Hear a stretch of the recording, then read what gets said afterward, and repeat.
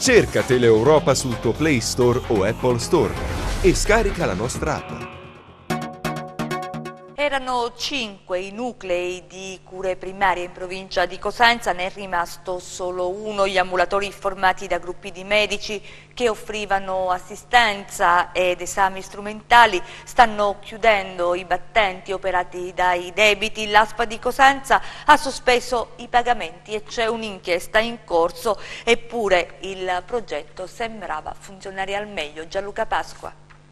Le porte di quasi tutti gli NCP sono chiuse, forse per sempre. Il progetto, partito in via sperimentale nel 2012, è arrivato al punto del non ritorno. Gli ambulatori, costituiti da gruppi di medici che offrivano assistenza agli utenti per risolvere o consigliare in caso di malessere o sintomi acuti e effettuare esami strumentali ai pazienti affetti da patologie croniche, sembrano destinati a scomparire. Il passaggio alla fase strutturale è bloccato e in provincia di Cosenza, dove si contavano 6 nuclei di cure primarie, ne è rimasto solo uno. I 2 ambulatori di Cosenza, quello di Rende, quelli di Corigliano e Paola, hanno mollato. A fronte di un impegno di professionalità e risorse non corrispondeva il puntuale riconoscimento dei rimborsi. Alla fine della fase sperimentale, che è durata dal 2013 alla fine del 2015, bisognava poi transitare attraverso l'accordo regionale nelle forme strutturate delle unità di cure primarie complesse o nelle AFT. Questo non è stato possibile perché l'accordo regionale non è andato in porto, non è stato ancora firmato, ha avuto problemi a livello del tavolo Adduci a Roma. Purtroppo, siccome gli NCP della provincia di Cosenza erano partiti con una gestione autonoma, si reggono questi NCP attraverso dei fondi che venivano erogati dalla ASP.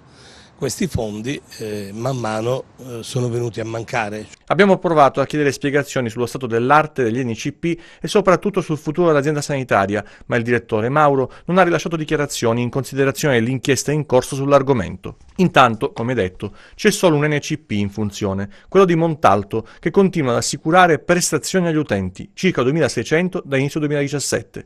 Qual è la differenza dagli altri che hanno chiuso i battenti? Io devo ringraziare il fatto che non mi sono costituito come società SRL o società per azioni, ma noi siamo un gruppo di medici di studi associati che ci siamo affidati ad una società di servizi che ci fornisce i locali, le strutture e anche il personale dipendente, quindi infermieri e amministrativi.